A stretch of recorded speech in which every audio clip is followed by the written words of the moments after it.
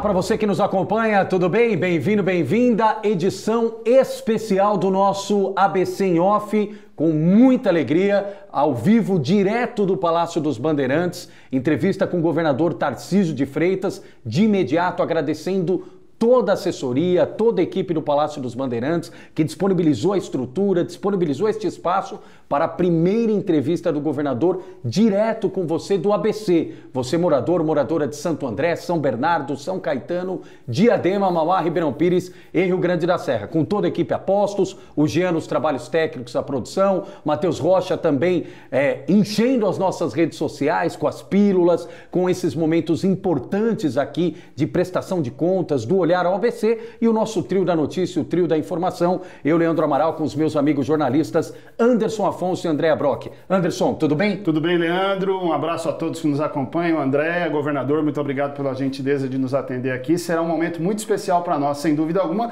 e principalmente para você que nos assiste. Andréa Brock, conseguimos, estamos aqui com o governador de São Paulo. Uma honra, obrigada, governador, obrigada a toda a assessoria, Anderson, Leandro, a toda a equipe que nos acompanha, um momento muito especial para a ABC em Off. Verdade. E governador Tarcísio de Freitas, obrigado pela gentileza, pela agenda. A gente sabe da correria, especialmente nesses momentos de agenda. A gente sabe da agenda climática, tudo que envolve, tem modificado além da agenda natural, programática de governo. Mas o senhor falou que ia nos receber, nos recebeu. Obrigado pela gentileza. Eu que agradeço, é uma honra estar com vocês aqui, falar para o ABC. Então, um prazer estar com você, Leandro, Anderson, Andréa. Infelizmente não tem a paçoca, eu devia estar com a paçoca. Eu acho que é porque o Caio Aoki não teve por aqui, o prefeito Topã, e ele sempre traz amendoim, traz paçoca, né? Então ele precisa vir mais aqui para abastecer. Não tem problema. A gente já deixa consignado uma próxima entrevista, governador, por conta da paçoca. Não leva nenhuma. Boa. E obrigado por dizer que é um momento especial. Especial é para mim. Então é um prazer estar com vocês aqui. Obrigado. E governador, o senhor tem, dentro do possível, sempre marcado presença na região do ABC, teve mais recentemente na questão da expansão, anúncio de investimentos da General Motors, que tem um papel protagonista na região, especialmente em São Caetano. E aí, nessa introdução, governador, 1 ano e 10 meses à frente aqui do Palácio dos Bandeirantes, qual a importância do ABC para a gestão e para a locomoção do governo do estado? Veja, é uma região super importante, a gente está falando de 7 municípios, uma região muito populosa e uma região geradora de riqueza, que tem história na industrialização do estado de São Paulo, e a gente quer que permaneça assim. Tem desafios, né? Desafios na saúde, desafio na mobilidade, desafio na segurança. Estamos dando passos importantes.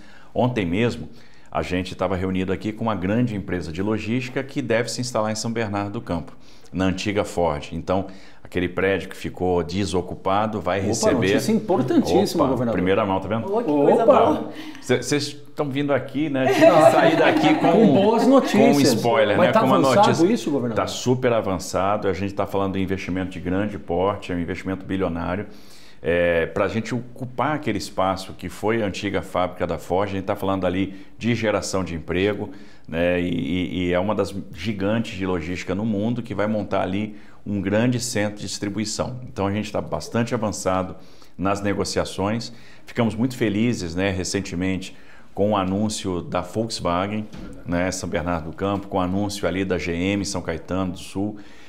São anúncios importantes, a gente de certa forma está direcionando a indústria automobilística do estado de São Paulo para aquilo que a gente quer, para aquilo que a gente entende ser a vocação no que diz respeito à transição energética, que é a fabricação do híbrido e até do elétrico, mas no estado de São Paulo. Por isso que a gente está criando todos os incentivos para isso. Tem uma forma de amortecer o investimento, calendarizando a devolução de crédito ICMS, e é assim que a gente está atuando com essas empresas, né? Isso faz parte da nossa política industrial para anunciar cada vez mais investimento, e a gente sabe que toda vez que a gente anuncia um investimento importante, como é o caso da GM, como é o caso da Volks, né, vem muitos empregos associados. A gente está falando da manutenção dos empregos existentes, né, nessas montadoras importantes, mas também da geração de novas oportunidades, de novos empregos. Só para concluir esse spoiler, antes de passar para a Andréa, essa questão do anúncio do investimento conclui ainda na sua avaliação esse ano, governador? Acho que sim, tem tudo para concluir esse ano, estamos bastante avançados, então uma reunião ontem muito boa. Esse terreno já foi adquirido, né, por esse grande grupo de logística e que está se posicionando muito bem aqui no estado de São Paulo, e a gente vai ter aquela área que foi a antiga fábrica da Ford, né, que deixou ali o ABC, sendo novamente ocupada, gerando novamente oportunidade, gerando novamente empregos. Andréa Brock. Muito boa notícia. Governador, de 1º a 15 de setembro deste ano, o estado de São Paulo registrou via satélite um número de focos de incêndio 8 vezes maior do que o registrado no mesmo período do ano passado. A gente tem aqui, o ano passado, 215 focos, e este ano mais ou menos 1.783 focos. Lá no ABC nós tivemos uma força-tarefa, porque teve focos de incêndio, inclusive no ABC, uma força-tarefa entre São Bernardo do Campo e Santo André. Queria que o senhor falasse como é que o Estado está se preparando para combater, porque a gente sabe que tem uma parte disso que é criminal, mas também tem o colapso ambiental no qual passa o Brasil e o mundo, né? É uma situação bastante difícil. A gente teve um ano de 23 que já choveu menos do que a série histórica, e 24 choveu menos ainda. Então nós tivemos aí uma estiagem muito pronunciada. A gente já tinha tido um problema de quebra de safra de grãos no início do ano. A cana não sofreu tanto porque é mais resiliente, mas algo que já tinha chamado a nossa atenção.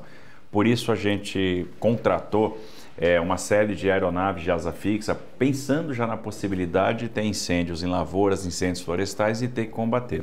E de fato isso aconteceu. Nós tivemos uma quantidade de focos gigantesca, a gente está falando de 1.700 focos em setembro, mas em agosto nós tivemos mais de 5.000 focos no estado de São Paulo. É uma situação bastante crítica e parece que a paçoquinha está chegando. Você sabe que sempre tem. Tá vendo? Mas, já veio de Tupã para cá, ó. Pode botar a paçoca. Obrigado, Alfredo. Você sabe que o Alfredo está com cuidado. Aí, ó. Você sabe que o cuidado do Alfredo é para não aparecer só a mãozinha, para não parecer aquele negócio da família Adams. Né? Obrigado, Alfredo. Obrigado, gente. Aí, ó. Não quer parecer familiar, mas tudo bem. Mas, então, nós empregamos todos os meios que o estado de São Paulo tinha. Nós montamos a maior operação aérea da nossa história. Nós chegamos a ter 29 aeronaves, entre aeronaves de asa fixa e helicópteros Águia da Polícia Militar, trabalhando no combate aos incêndios. A gente mobilizou 15.000 homens entre profissionais do Corpo de Bombeiros, da Defesa Civil Estadual, das Defesas Civis Municipais e brigadistas privados, brigadistas principalmente do agronegócio, da União das Indústrias da Cana-de-Açúcar, da Orplana, ou seja, gente que estava empenhada, né, no combate a esses incêndios. Mais de 2.200 viaturas, então um esforço gigantesco para ver se a gente conseguia conter os focos de incêndio. Então, sempre dando prioridade para aquelas áreas residenciais, porque muitas vezes a gente viu incêndio chegando perto, então a gente tinha que proteger as residências, dando foco nas áreas industriais, porque imagina, a gente às vezes via o foco de incêndio chegando perto de locais onde eu tenho indústrias químicas, protegendo também as unidades de conservação, protegendo as estações experimentais do estado. A gente fez um trabalho nas unidades de conservação muito forte de preparação. Então nós tivemos muitas máquinas de engenharia fazendo aceros para impedir que os incêndios chegassem nessas unidades de conservação, e isso deu muito certo, porque o comprometimento em unidade de conservação no estado de São Paulo não chegou a 1% de área. Então foi algo que funcionou muito bem. Agora, infelizmente, nós perdemos muitas áreas de lavoura, tivemos muitas lavouras queimadas, uma extensão superior a 200 mil hectares de lavoura. Então é um prejuízo sem precedente para o nosso agronegócio. Então nós vamos gastar muito dinheiro agora na recuperação dessas lavouras, no replantio de cana, enfim. E é por isso que o governo também está abrindo linhas de crédito para os produtores rurais. Então, a gente está atuando no reforço ao nosso fundo de expansão do agronegócio, o nosso FEAP. Esse FEAP está sendo potencializado, a gente está com o maior FEAP da história, está sendo superior a 400 milhões de reais. Estamos reforçando o valor que a gente ia destacar para o seguro rural. Então a gente faz uma subvenção de seguro rural para os produtores e também naquele repasse de recurso no crédito para o pequeno produtor. Então a gente percebe que o pequeno produtor vai precisar se reerguer, e para isso ele vai contar com um crédito diferenciado, com uma taxa de juro baixa, com a taxa de juros, na verdade, zero. Nós vamos emprestar um dinheiro com taxa zero e com 2 anos de carência para esse pequeno produtor poder realmente se recuperar aí desse grande prejuízo. O estado de alerta permanece, apesar da frente fria e de ter chovido um pouco. A gente tem situações, a chuva não alcança todo o estado, ela não alcança às vezes o noroeste, não alcança os municípios mais ao norte do Tietê, a ponta do Vale do Paraíba, e isso faz com que a gente tenha eventos de reignição. Então esse estado de mobilização vai permanecer. Eu destaco aqui a atuação da aviação, foi fundamental. Se nós não tivéssemos contato com o comando de aviação da Polícia Militar, teria sido impossível mitigar os danos. Por exemplo, a gente estava acompanhando no final de semana o fogo chegando em Espírito Santo do Pinhal, nas regiões das vinícolas e chegando perto das residências. Então é uma situação que deixou a gente muito preocupado. A mesma coisa aconteceu em Caconde, onde o fogo pegou lá a nossa lavoura de café e também chegou perto das residências. Aqui na Serra do Mursa, a gente viu o fogo chegando perto das residências e aí as aeronaves foram fundamentais. Agora, existem algumas questões de médio e longo prazo que a gente tem que pensar. Então, o que a gente está fazendo? Primeiro, o maior programa de reflorestamento da história do estado de São Paulo. Então, a gente tem hoje 40 mil hectares sendo replantados. Então, a reserva florestal do estado de São Paulo vai crescer. Segundo, várias iniciativas para trazer as empresas para a lógica do carbono zero, para a lógica do Waste to Resilience, do Waste to Zero. Então, a gente está criando incentivos para as empresas aderirem e ter práticas mais sustentáveis.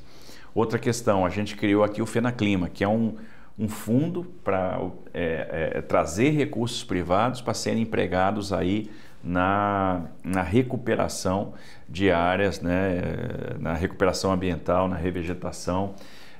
Estamos aplicando um recurso muito grande, muito possante em desassoreamento de rios. Então a gente está investindo muito nos mananciais, então aprofundando os calados, aprofundando os canais dos rios, tirando muito sedimento, fazendo a recuperação de nascente. Então é aquilo que a gente pode fazer de longo prazo. E além disso, a gente vai fazer uma grande reestruturação no Corpo de Bombeiros do Estado. Então ano que vem nós vamos investir pesadamente em mais viaturas. Existem aqueles caminhões mais pesados do Corpo de Bombeiros que se mostram inadequados para esses incêndios no campo. Então a gente vai reforçar as nossas unidades com caminhonetes 4x4 dotadas de equipamento motobomba. Então é uma experiência trazida já desse combate. Então vamos fazer um investimento bastante pronunciado para equipar melhor o Corpo de Bombeiros para o ano que vem. As defesas civis também estão bem equipadas, não estão? Estão bem. Houve um investimento nessa questão. Houve um investimento pesado. A gente entregou 500 viaturas para defesas civis municipais, caminhonetes 4x4 equipados com conjunto motobomba. E isso era importante porque quando a gente estava nessa situação agora de combate a incêndio, a gente acionava todos os equipamentos que nós tínhamos nas defesas civis municipais daqueles municípios circunvizinhos onde a gente tinha os focos. E, de fato, conseguimos mobilizar muita gente para ajudar nesse combate. Por isso que a gente chegou a esse número de mais de 15 mil pessoas engajadas no combate aos incêndios. E na tecnologia, dá para avançar ainda, governador? Porque os fenômenos climáticos são cada vez mais frequentes em intervalos mais curtos. O senhor iniciou o ano migrando o gabinete lá para o litoral, atendendo tudo que aconteceu, gerenciamento de crise com resultado positivo em São Sebastião. Agora, por outro lado, clima seco, queimadas, etc. A tecnologia é a principal aliada também para tentar antecipar o máximo possível essa informação? Não, sem dúvida. Primeiro, a gente precisa melhorar sempre a qualidade das nossas previsões meteorológicas. Observe que a gente fez um investimento em aquisição de novos radares meteorológicos, a gente colocou um no litoral norte, acabamos de receber um que vai ficar na região metropolitana de Campinas, então isso é uma questão fundamental. A gente vai trabalhar agora pela primeira vez com retardadores e encapsuladores de carbono, então são aditivos que a gente coloca naquela pulverização de água que a gente faz para impedir o alastramento do incêndio, para tirar a potência do incêndio. Então o Estado de São Paulo vai ser pioneiro no uso desses aditivos que são biodegradáveis, né, completamente sem risco aqui no Brasil. Então a gente vai já usar isso nas próximas etapas, a gente já está fazendo essa aquisição, já vai ter esse material em estoque muito brevemente, vamos começar a usar ainda esse ano até o início do período das chuvas, né? Então vamos usar o que tiver à nossa disposição para combater esses incêndios e evitar novos problemas. Além disso, temos uma questão que é de reservação hídrica. Nós temos que aumentar a poupança de água no estado. Porque quando a gente pensa nessas estiagens prolongadas, e isso pode se tornar cada vez mais frequente, a gente tem que lembrar que não é só a questão do incêndio, tem a questão do abastecimento de água das cidades. Hoje nós temos 15 municípios no estado em situação de emergência, com problemas de abastecimento, fazendo rodízio, e aí nós precisamos fazer as estruturas de reservação. O estado de São Paulo está concluindo agora uma barragem importante em Botucatu, vai ser inaugurada agora no mês de setembro, e nós vamos dar ordem de serviço para mais 2 barragens, que é a de Amparo e Pedreira. Isso aí vai ser fundamental para o abastecimento de água de toda a região metropolitana de Campinas, e em breve vamos iniciar a barragem de Salto, a barragem do Piraí, que vai ser importante para Itu, para aquela região também. Então a gente vai cuidando aqui, região metropolitana de Campinas, e aí temos que olhar Centro-Oeste, temos que olhar Noroeste, por exemplo, Bauru, tem uma criticidade grande. Várias cidades do estado são muito dependentes do aquífero Guarani, então a gente precisa criar outras estruturas para não ser tão dependentes, e aí a gente está falando de melhoria em captação, está falando de outorgas especiais, de aprofundamento de cursos d'água, de novas estruturas de adução. Por exemplo, no caso de Bauru, a melhoria do Rio Batalha, a estrutura de captação para o próprio Tietê, né, que aí é uma captação mais distante. Então, tudo isso tem que ser pensado dentro de uma lógica de resiliência hídrica. E não adianta o Estado também fazer esse investimento para aumentar a disponibilidade hídrica se os municípios não fizerem da mesma forma seus investimentos para melhorar suas redes. É uma questão que já está contemplada nesse grande arranjo que foi feito na privatização da Sabesp. Então, eu não tenho muita preocupação com aqueles municípios alcançados pela Sabesp, mas eu tenho preocupação com os demais, porque não adianta. Eu faço um investimento grande para aumentar a disponibilidade hídrica e aquele município está com 50% de perda na sua rede. Então, a gente tem que balancear isso aí. Eu preciso fazer com que a gente diminua as perdas também, torne as redes mais resilientes, as redes mais modernas, mais sensorizadas, para evitar esse desperdício, para evitar esse efeito de perda. Bem, governador, eu queria falar só um pouquinho rapidamente sobre transporte, passando agora com um olhar mais específico para a nossa região.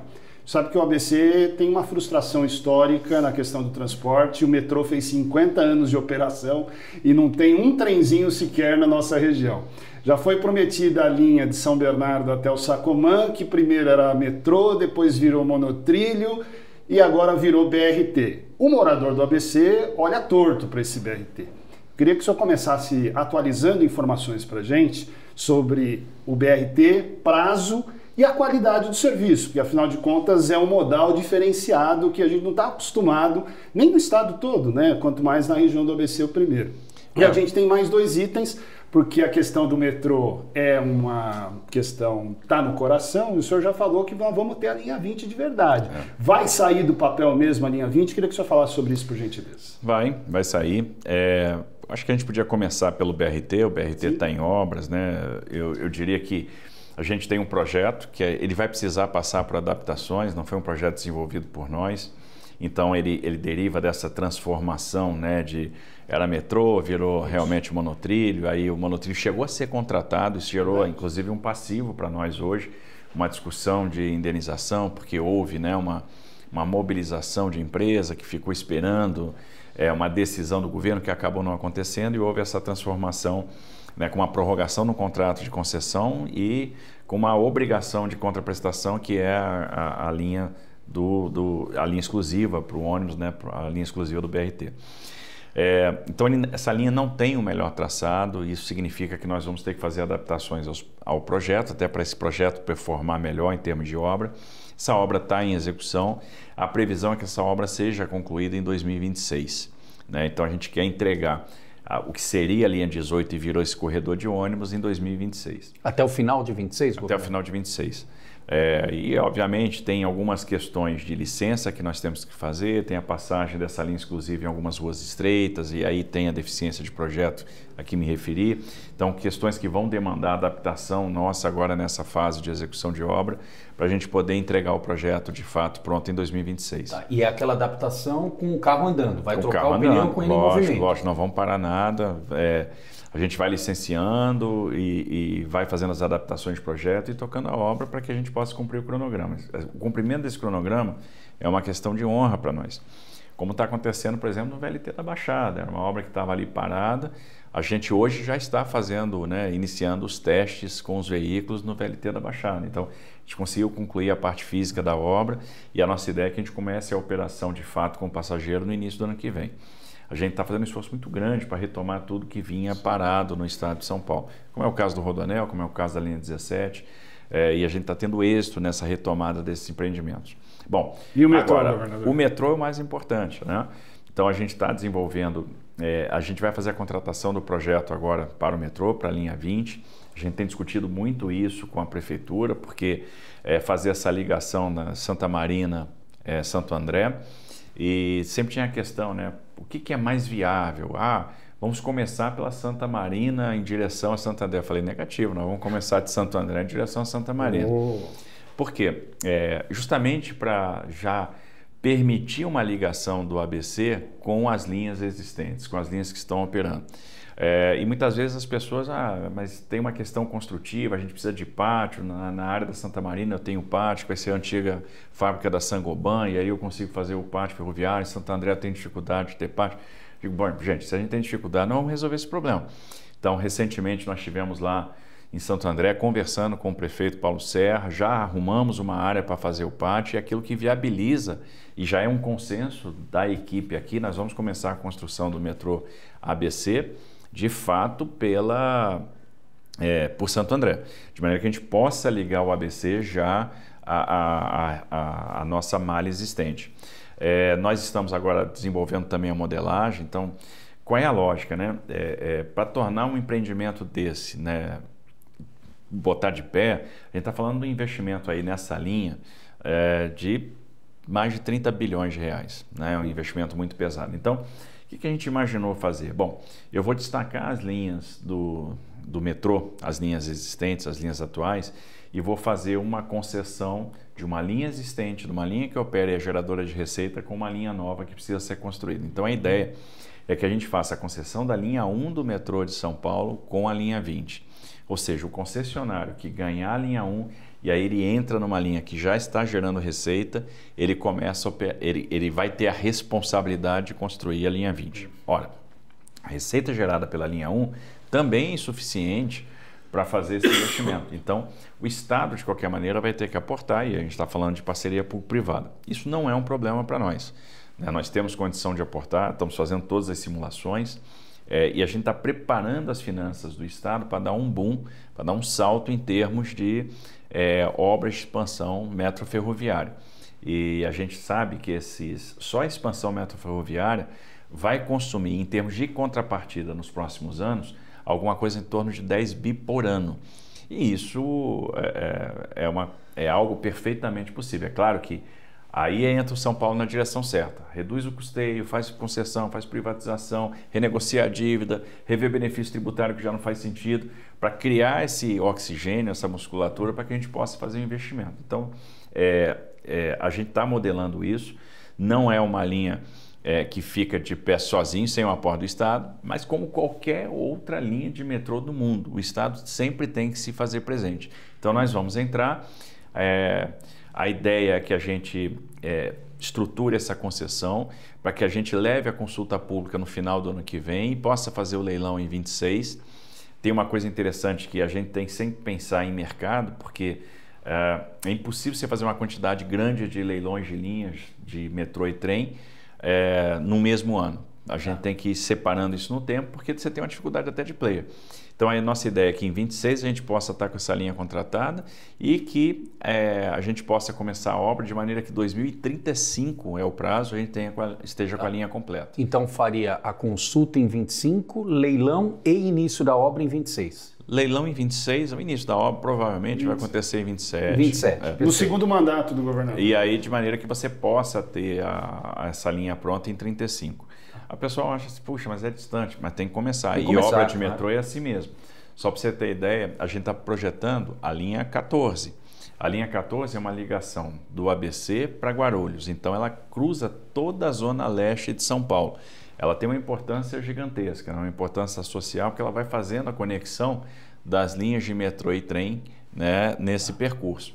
Então, saindo da estação Pirelli, e indo até o Bom Sucesso. Que vai sair também, governador. Também vai sair. Aliás, o senhor teve em agenda lá, reativando a gente deu ordem para fazer a preparação para a contratação do projeto. A licitação do projeto vai para a praça até o final desse ano.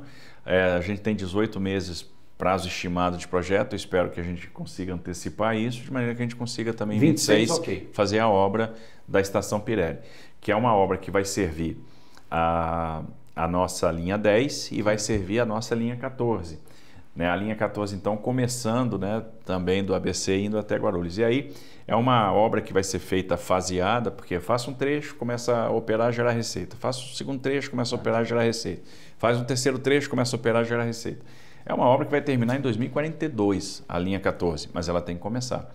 É como o Túnel Santos-Guarujá, como, né, o Trem Intercidades, a gente licitou o Trem Intercidades, leiloamos esse ano, o Campinas-São Paulo. Sim. A gente vai ter o projeto ficando pronto em 26, iniciando a obra em 26, para a obra ficar pronta e operando definitivamente a Via Expressa em 2031. Terceira pista de imigrantes, que é uma coisa que interessa para o ABC. A gente está avançando bastante no projeto. Eu vou ter esse projeto pronto, provavelmente ano que vem, mais algumas questões de licenciamento para iniciar a obra em 26. Então, observe que você tem que estar sempre pensando no longo prazo. Sim. Eu dei ordem de serviço para fazer o projeto de engenharia no início deste ano, 24. Para começar a obra em 26, para entregar essa obra em 2030. Dá a impressão que tudo mas não é. As coisas são assim. Mas se você não pensar a longo prazo, você não faz nada, né? Você não entrega nada. Então a gente tem que estar sempre pensando lá na frente. Por exemplo, eu dei ordem de serviço, olha como é que são as coisas. Eu dei ordem de serviço agora para iniciar a escavação da linha 2, que vai ligar a Penha até a Dutra, ou seja, que vai sair da zona leste de São Paulo até Guarulhos. Né? A gente já está fazendo uma extensão da linha 2, que saiu lá do Complexo Rapadura em direção à Vila Prudente. Nós estamos fazendo essa escavação, né? A obra está andando até bem. É metrô, então. Linha 2 do metrô. Linha 2 do metrô. Recentemente eu estive na obra, na futura estação Aricanduva, né? E a gente depois vai, quando chegar na Vila Prudente, desmonta a tuneladora, leva lá para a Penha e ela vem da Penha até o Complexo Rapadura de novo. E já demos a ordem para o segundo trecho, que é Penha até Dutra, né? Para você dar a ordem de serviço para a tuneladora estar aqui operando no primeiro semestre de 26. Por quê? A tuneladora não é algo que você... Do dia para a noite. Mobiliza do dia para a noite. São pouquíssimas tuneladoras no mundo. Então, eles vão correr atrás da tuneladora, vão montar, vão pedir fabricação de peça, vão pegar componente para montar uma tuneladora que ela esteja pronta para operar no início de 26. Por isso que as coisas têm que ser pensadas a longo prazo. Você encomenda uma tuneladora com 2 anos de antecedência. Olha lá. Que legal. E obra de metrô, essas obras de grande porte são assim, por isso que demandam planejamento. Agora, nós, ao longo do ano que vem, nós vamos ter mais ou menos, principalmente quando começar a obra da segunda etapa da linha 2, 54 quilômetros de obra de metrô. Se a gente pensar que em 50 anos a gente fez 104 e a gente vai botar 54 quilômetros em obra, a gente vai ver que é bastante coisa. Um salto importante. É um salto importante. Governador, vamos falar um pouquinho de saúde? Os prefeitos do ABC, todos eles são unânimes em dizer o Estado nos ajuda. Mas é insuficiente, eles choram, enfim. Aí o prefeito de Mauá diz o seguinte, o Nardini, a gente atende os munícipes de todas as cidades e aí o município acaba custeando. Ele vai te dizer a mesma coisa. É isso mesmo. O Orlando o senhor enviou 150 milhões no ano passado. E esse ano ele já está esperando mais 150. Por aí. E nós já enviamos 40 esse ano. Ele enviou 40. E vai enviar mais, governador? Vamos enviar mais. Vai ser o mesmo montante do ano passado? Vamos ver mais ou menos, vamos confrontar com a necessidade de produção, porque assim, você nunca pode mandar o dinheiro sem cobrar uma contrapartida. Essa contrapartida tem que ser produção. Né? Então a gente vai avaliar o montante. Agora nós mandamos alguma coisa em torno de 46 também para Santo André, para a saúde, enfim. Você pegar São Bernardo, né? São 4 hospitais municipais, mas que atendem também toda a região. Aí você tem o Mário Covas lá, que é gerida, né, pela fundação da Faculdade do ABC. Você tem o Nardini, que é importante. O Nardini, nós fizemos o acordo, repassamos os 18 milhões de reais. Então 1,5 milhão por mês para ajudar no custeio do Nardini. nós tivemos um incremento muito grande de aplicação de recursos na saúde com 2 movimentos. Um que pega a filantropia e os hospitais universitários, que é o movimento da tabela SUS paulista. Então, o que a gente percebeu? À medida que você faz mais procedimentos, com a remuneração do SUS congelada há muitos anos, você tem mais prejuízo. E aí, os nossos hospitais, sobretudo filantrópicos, e a gente está falando que a maioria dos hospitais de São Paulo são filantrópicos, né? A gente tem 105 hospitais próprios e 351 hospitais filantrópicos. Esses hospitais tinham prejuízo. Então, quanto mais procedimento, mais prejuízo tem, maior déficit financeiro, aí vai fechando o leito, vai deixando de atender, muda a relação SUS-convênio. Então, nós criamos a tabela SUS paulista. A gente remunera 3, 4, 5 vezes o que o SUS remunera por procedimento. E a gente vai no hospital, pactua o que eles vão fazer de meta, o que eles vão produzir, e aí vira a chave e vai remunerando com a nova tabela SUS. Isso significa, o efeito é imediato. A gente teve um aumento de produção de 27% nos hospitais filantrópicos, então a gente está conseguindo entregar muito, as filas estão caindo rapidamente. Então a gente chegou a ter mais de 1 milhão de pessoas na fila, né? No mês passado a gente tinha 200 mil pessoas na fila esperando uma cirurgia eletiva. E ano passado a gente bateu recorde de produção e esse ano o recorde vai ser ainda maior. Então nós vamos dar fluxo à fila. Então as pessoas vão entrando na fila e vão tendo agendamento, vão entrando na fila e vão saber que vão... E a gente vai dar mais transparência a essas filas. E outro movimento importante foi o incentivo de gestão municipal. Você manda um recurso para o município para atenção básica. E a gente mandava R$4 per capita. Hoje a gente manda de R$10 a R$40 per capita, a depender do nível de vulnerabilidade do município e a depender do cumprimento de algumas metas. Aumento de cobertura vacinal, realização de pré-natal, prevenção do câncer de colo de útero, prevenção do câncer de mama, combate à hipertensão arterial, monitoramento da hipertensão, monitoramento de diabetes, ou seja, monitoramento daquilo que pode fazer com que aquele paciente, que é crônico, chegue numa urgência, numa emergência. Então, é uma forma de descomprimir urgência e emergência no Estado. Então, é um aporte importante. Por isso, a gente está colocando na saúde, em termos de custeio, esse ano, 5 bi a mais do que nós colocamos no ano passado. E é um alívio importante para o prefeito, por exemplo, poder aplicar esse recurso na atenção básica, que é onde começa tudo. Né? São as equipes de medicina da família, a sua rede de assistência, de atenção primária. A gente está entrando agora pesado também com a saúde digital. Essa saúde digital tem 4 perninhas, né? Tem 4 pilares. Uma é a teleatenção primária de saúde. Então a gente está começando a fazer atenção primária por telemedicina. Segundo, são exames digitais. Então eu estou oferecendo medicina de especialidade por meio de teleconsulta.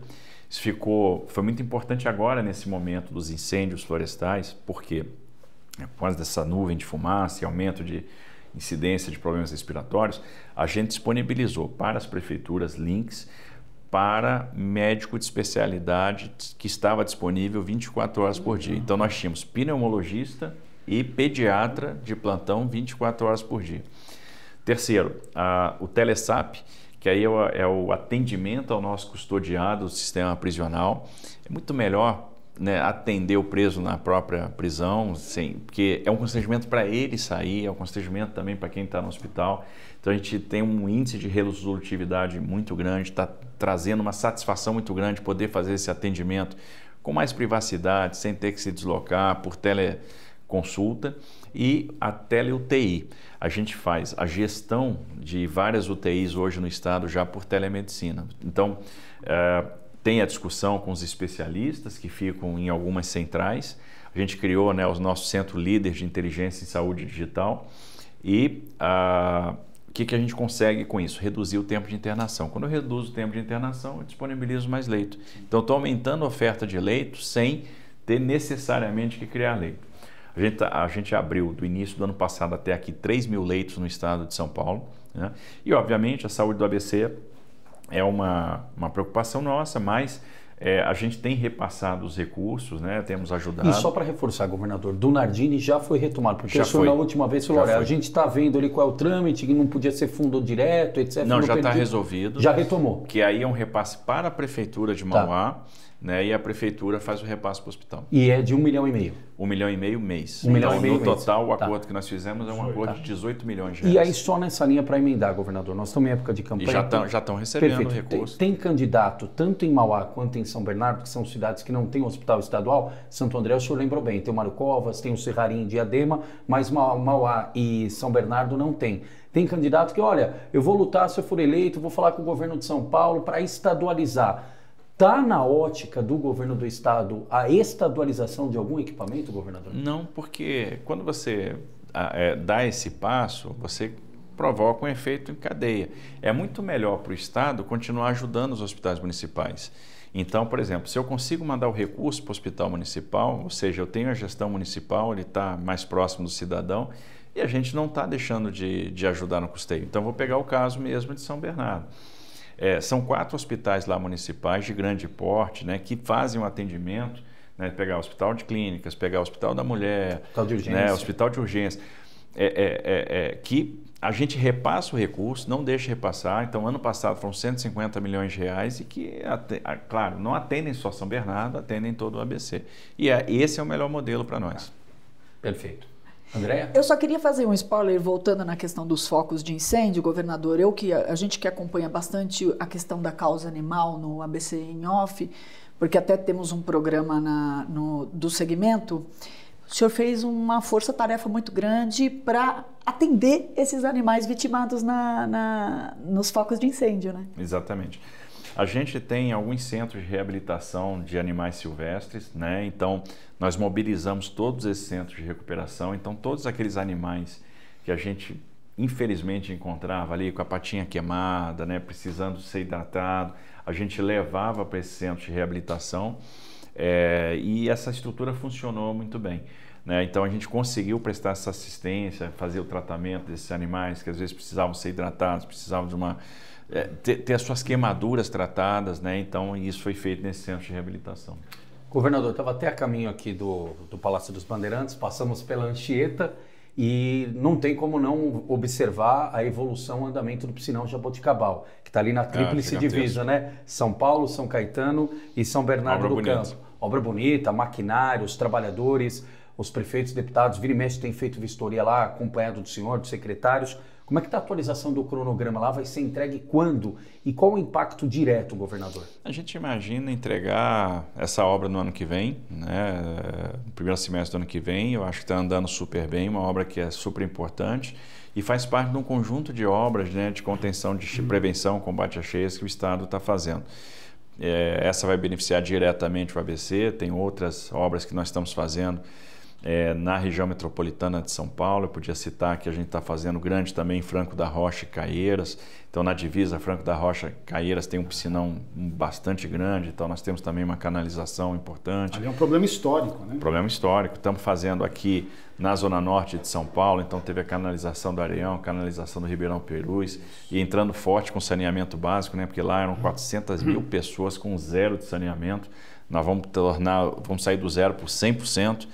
Lá nós estamos fazendo 7 estações elevatórias de esgoto, uma grande estação de tratamento, né, investindo ali 1 bilhão e 100 na parte de macrodrenagem, mais ali são 4 piscinões, né, canalização desses 2 córregos, é um trabalho conjunto com a Prefeitura de São Paulo, além desse investimento em saneamento básico.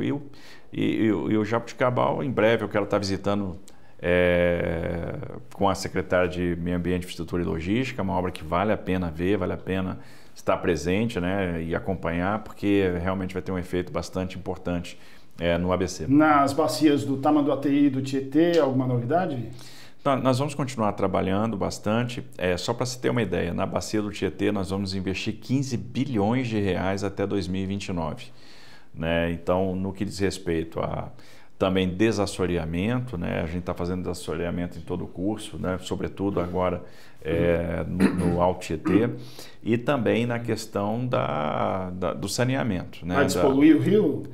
Vai despoluir, a carga orgânica deve cair em mais de 50% até 2029. Isso significa o rio 100% limpo? Vamos tomar água do Tietê? Não. Mas significa que assim, o odor vai embora, a cor vai mudar, a vida vai voltar, porque é uma diminuição muito importante de carga orgânica. O que acontece? Nós temos os municípios do Tietê tratando só 50% do esgoto. A gente vai sair de 50% para uma situação de universalização, uma situação de mais de 90% de tratamento. Pegar a cidade de Guarulhos, só trata 20% do esgoto, segunda maior cidade do estado de São Paulo. Nós vamos sair de 20% também para uma situação de universalização. Pega a cidade de São Paulo, trata 83% em relação ao que é coletado, mas não coleta nos núcleos informais, nas áreas informais consolidadas. Então, a gente vai sair desses 83% também para uma situação de universalização. Nós vamos chegar onde o saneamento não chega hoje. Então, quantos afluentes, quantos córregos tem zero de tratamento, o esgoto vai in natura, sobretudo nas favelas, nesses núcleos informais. E é lá que o saneamento vai alcançar as pessoas. Por isso que nós vamos investir 68 bi até 2029. Esse era era a grande motivação por trás da privatização na Sabesp. Observe que a gente fez a privatização, o Estado continua na Sabesp, isso era importante para fazer com que essa transição público-privada fosse uma transição suave. Foi criada uma área na CETESB, especificamente para o licenciamento das atividades de saneamento básico. Então, isso aí tá funcionando. A gente quer acelerar essas obras de saneamento. Segundo, nós criamos um mecanismo de amortecimento de tarifa. Isso era uma coisa fundamental, porque... Imagina, isso era um grande temor, né? Sim. Vou fazer muito investimento, 68 bi. A base de ativo cresce. A base de ativo cresce, a tarifa cresce junto. Opa, não, vamos segurar a tarifa. Não, por quê? Nós pegamos, como é que seria o comportamento da tarifa na Sabesp pública? Ela tem esse comportamento tarifário. Ok. Então, considerando o plano de negócio original da Sabesp, que eram 56 bi de investimento até 2033, a gente tinha esse comportamento de tarifa. Bom, então agora esse comportamento da nova Sabesp vai ser sempre inferior. A tarifa vai sempre caminhar num patamar abaixo. Por quê? Porque o Estado, que continua sendo o principal acionista da Sabesp, vai aportar 100% do seu dividendo na companhia, ou seja, uma subvenção econômica, de maneira que a gente devolva isso. É uma coisa super moderna em empresas que têm participação no Estado. Eu, particularmente, nunca vi, é a primeira vez que isso está sendo feito. O Estado devolve para o cidadão a participação no resultado. O cidadão, de fato, participa do resultado da companhia na forma de modicidade.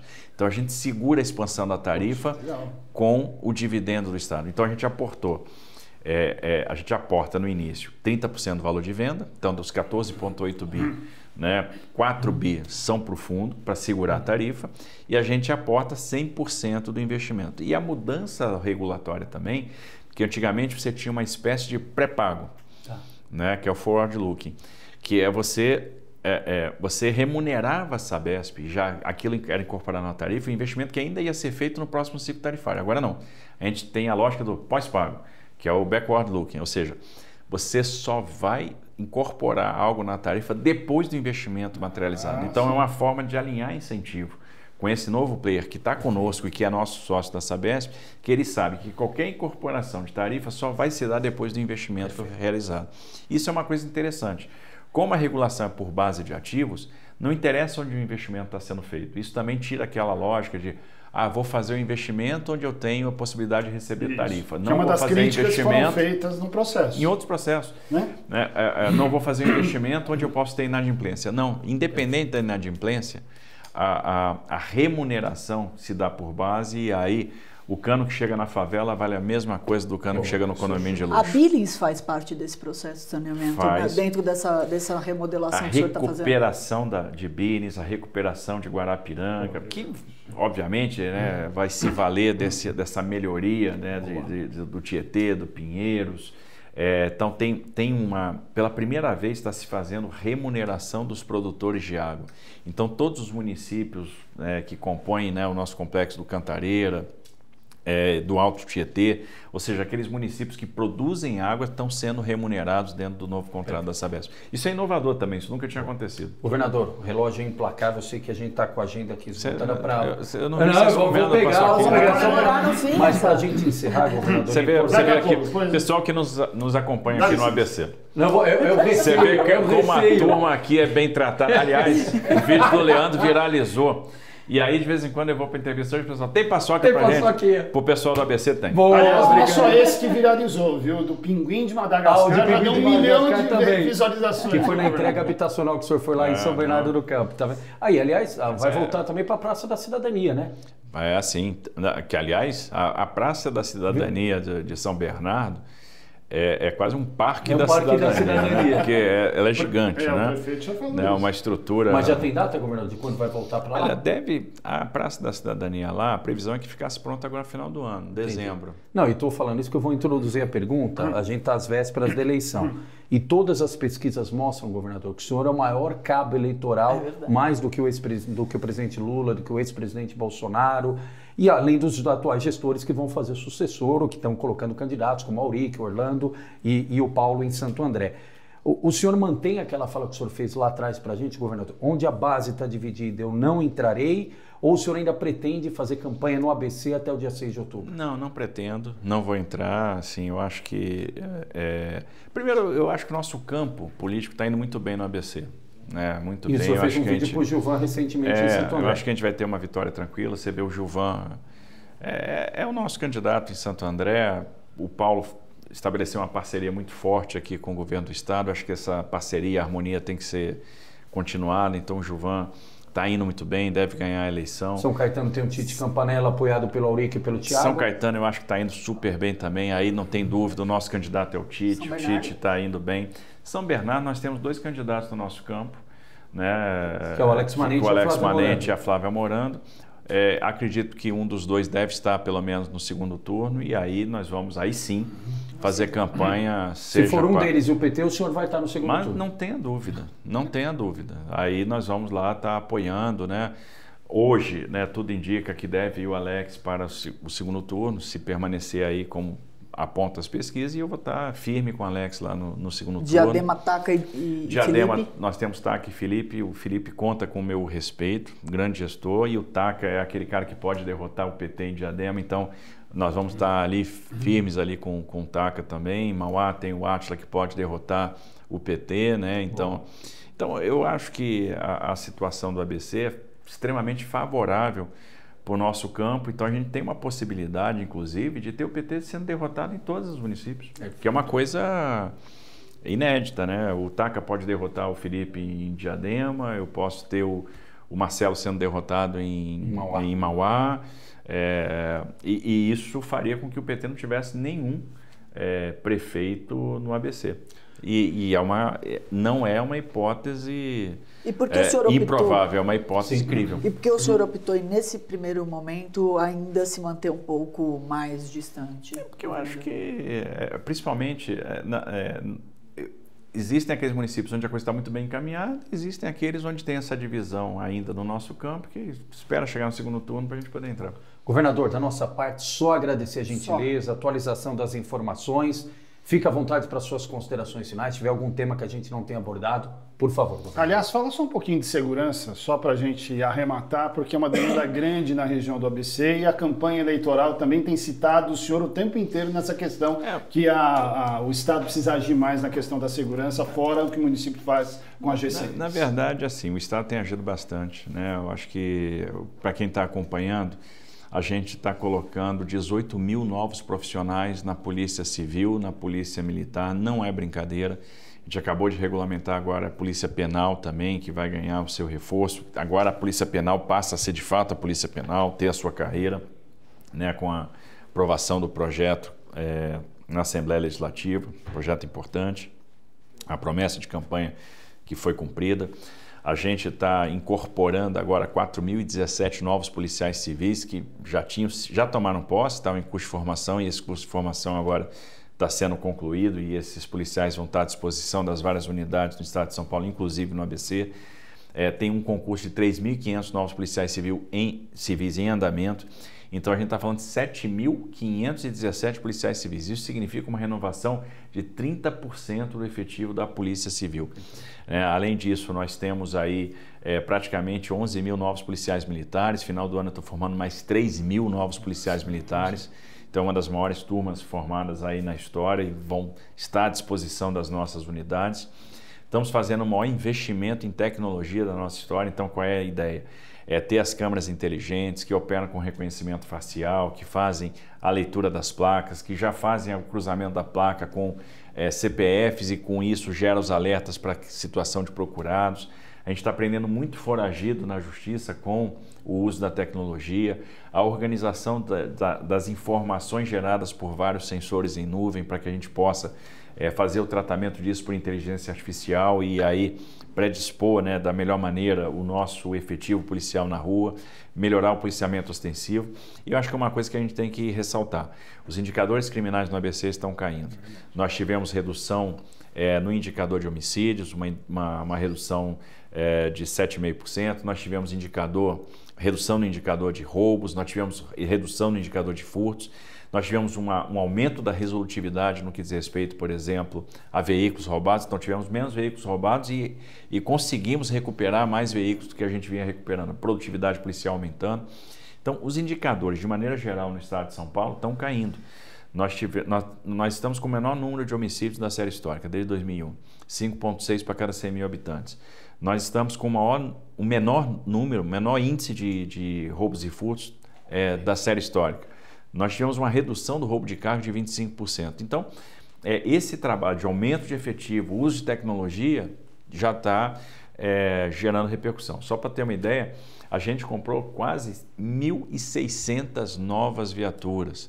Então, a gente está investindo pesado também em equipamento. Então, você está investindo em equipamento, está aumentando efetivo, está aumentando tecnologia, está dando respaldo para a polícia atuar, que é uma coisa também muito importante. Não tem como, os indicadores vão cair. Mas a polícia prende e a justiça solta? Aí é o aperfeiçoamento que a gente tem que fazer. Por isso nós apresentamos 4 propostas de alteração de legislação penal e de processo penal no Congresso. Nós entendemos que é uma responsabilidade nossa também fazer essas sugestões ao Congresso, que é quem tem a competência, porque esse assunto, matéria penal, matéria processual penal, é uma competência privativa da União. Então nós apresentamos os projetos e esses projetos têm por objetivo punir o faccionado com mais rigor. Então eu preciso qualificar o crime cometido pelo faccionado, ele tem que ter um peso maior para a gente inibir e aumentar o risco das facções. A segunda coisa é punir a reincidência. Então, por exemplo, principalmente o que incomoda a gente é a liberação de criminosos que são capturados em audiência de custódia. Um drama do dia a dia do paulista, roubo de celular. A gente chega a prender o mesmo ladrão de celular 20 vezes, 25 vezes, 30 vezes. Esse cara vai para a rua, isso não tem cabimento. Então, é necessário que a gente, que obviamente tem uma responsabilidade do Estado, que é informar para aquele magistrado que aquele cara quanto mais, que aquele cara é muito reincidente. Agora, o magistrado, por outro lado, eu não posso soltar um cara que é reincidente tantas vezes. E aí, às vezes, vem aquela ótica do crime de menor potencial. Ok, o crime de menor potencial, não vamos prender, vamos liberar. Isso não pode valer por reincidente. E é por isso que a gente quer, por meio do endurecimento da legislação, fazer com que o reincidente não tenha acesso a essas liberações, por exemplo, em audiência de custódia. Sim. Retribuir minimamente a gentileza, governador. O senhor nos trouxe a paçoquinha, nos deu a paçoquinha e a gente, para marcar esse momento, deixa aqui uma lembrança, a caneca da primeira entrevista aqui. Participei do primeiro ABC em off, tá vendo aqui? Aí, ó. Isso aqui, gente, é igual aquelas camisas que tinham lá atrás. Para quem é mais antigo, vai se lembrar do primeiro Rock in Rio, 1985. E aí o cara participava do Rock in Rio, aí logo depois tinha aquela camisa, Rock in Rio, eu fui. Isso. Aí tá aqui, ó. Primeiro ABC eu fui. ABC em off, eu fui, tá certo? Aí nós vamos periodicamente atualizando com a Laís e com o Alfredo pra gente dando sequência aqui aos temas. Então, governador, obrigado. Pra turma do ABC em off aqui, ó, vindo pra cá tem paçoca, tá certo? Vamos comemorar agora com essa paçoca. Valeu, gente, obrigado. Obrigado, governador. 10, governador, 10. Show de bola.